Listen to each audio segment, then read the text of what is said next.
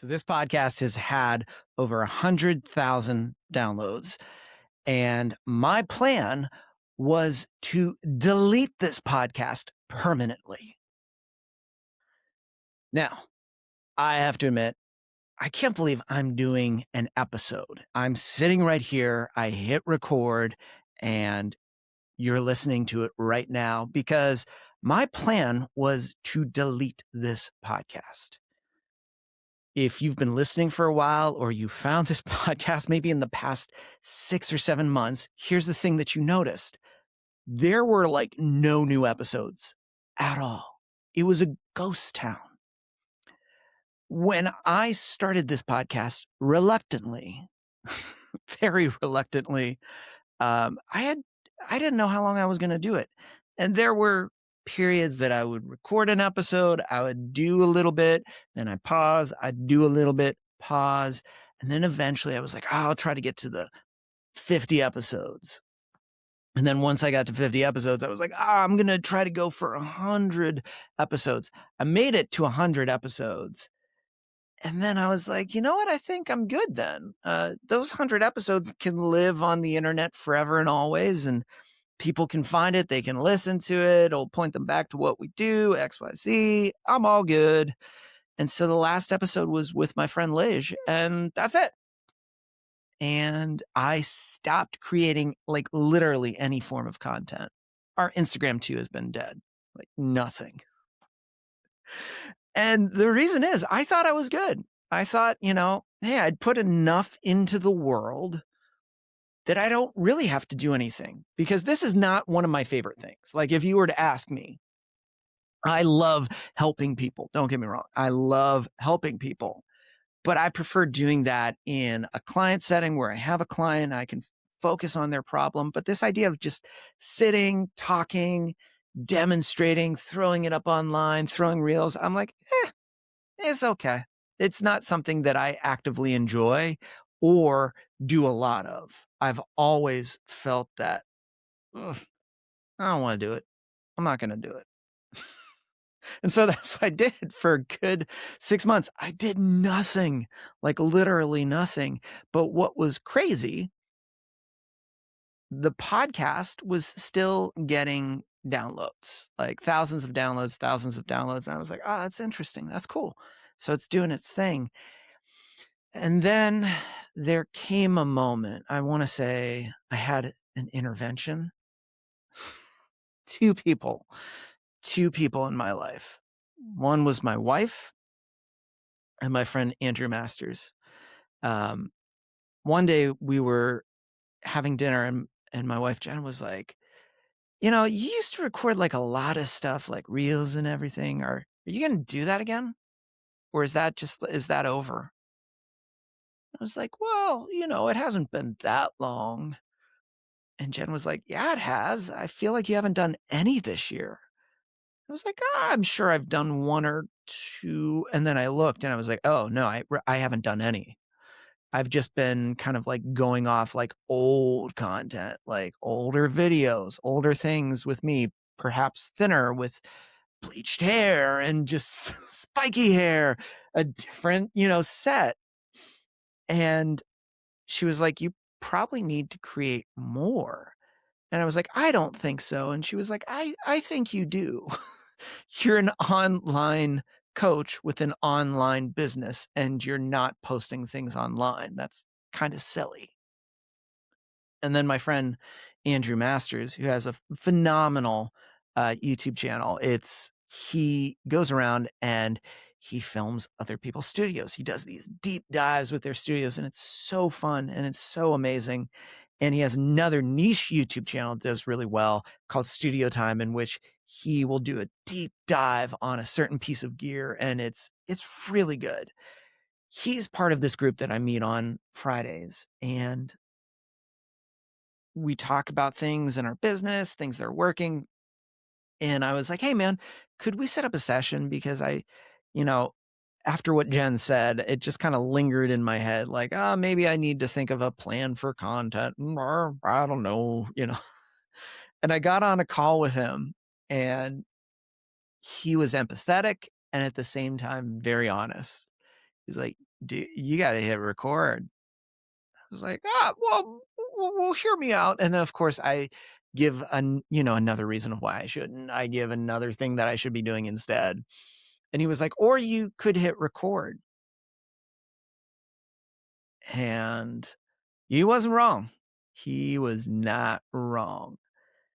And I want to say after that, I set everything up, I hit record, and have now committed to content. I did not. I was like, thank you so much. Call ended. And I was like, I don't think I need to. And here was my reasoning. I was doing a lot of things that I enjoyed.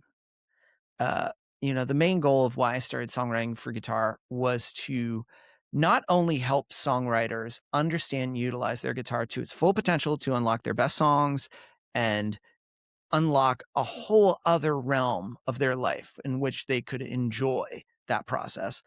I brought on other coaches that were helping other people with other skill sets and speak into other areas of writing that I'm not necessarily an expert. They were doing that. So I felt really satisfied. I was producing a lot more, and I am. And I'm producing these projects that are a little bit more, they're lengthier. They're taking a bit more time because they're a little bit more complex. They're committed to certain things, and it's really exciting and it's enjoyable. So I have this sphere of enjoyment, and content has never fit into that sphere of enjoyment. I hate it. Absolutely hate it. And I think even now as I'm recording this, I'm like, wow, I can't believe we're even like midway into this podcast with me talking and admitting to you that I hate this. Because what I don't hate is helping you. What I hate is having to sit here, press record, make sure my hair doesn't look like shit, make sure that the things are set up. It's so just like cumbersome. It feels unnecessary. And yet, I now realize as I'm sitting here, it's necessary. As a coach, I have worked with countless songwriters in which my job is dismantling all the walls that they put in front of themselves, because a lot of the obstacles in songwriters' way are not actual outside things. It is purely internal. We give the reason of why we can't write a new song. We give a reason of why we need to perfect the song, why we need to wait, why we have to look at this piece of gear. And the reasons are countless and never matter, because the answer always comes back to you need to write a song. You need to finish it. You need to write a bad song and be okay with it and do another one. So maybe this is me right now, holding myself accountable, saying that every week now you're getting a video podcast with me, with others. It'll be different lengths. Sometimes it'll be short. Sometimes it'll be long. Sometimes it may seem like I have my shit together and I'm telling you very clear things. And other times it feels like, man, Mike is just riffing, because that's how it might be. And I have to be okay with that. Because that's the thing. I was not okay with it. And for 6 months, I thought I was going to maybe come back to it, but I would come with this new perspective and, a better plan, where really the plan is you just need to hit record every single time. So here I am, episode 128, making the commitment to record this podcast every single week, having an episode ready. Now, let me get you up to speed on some amazing things that can benefit you and your writing right now. Enough of me. Let's talk about what songwriting for guitar can do for you. We have some phenomenal coaches that have joined us in the past couple of months. So if you are a songwriter who is like, man, Mike's excuses for creating content, showing up consistently, you know what? That sounds like me and my songwriting. I think I need to look. No. You don't need to watch another video. You don't need to watch another reel. Instead, what you need is a coach that understands what's holding you back.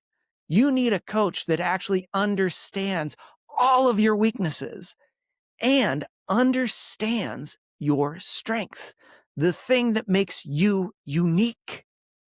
Because when you get a coach like that, not only are you going to excel at your primary skill, you are going to breeze past months, if not years, of inaction and possible obstacles.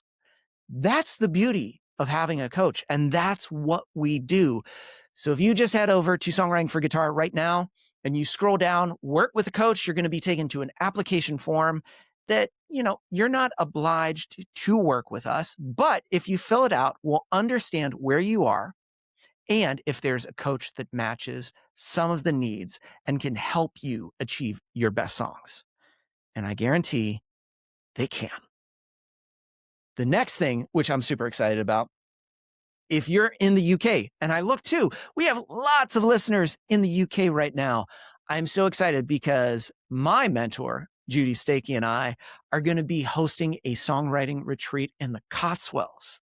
I mean, that shit is awesome. We are headed over to the UK to host a songwriting retreat that we are partnering with our friends at Songwriting Magazine. Though this is going to be starting October 5th and it's going to be running until October 9th. Just go to hitmakersretreat.com and fill out an application. Spots are limited. We're making this retreat very small and intimate because during the course of these 5 days, we're doing a deep dive, not into concepts of writing, but hands-on co-writing, where we are helping you through the process, refining the process. You get to eat meals with us. This is going to be a fabulous time. I am so excited to be over in the UK. So those are some amazing things that are happening.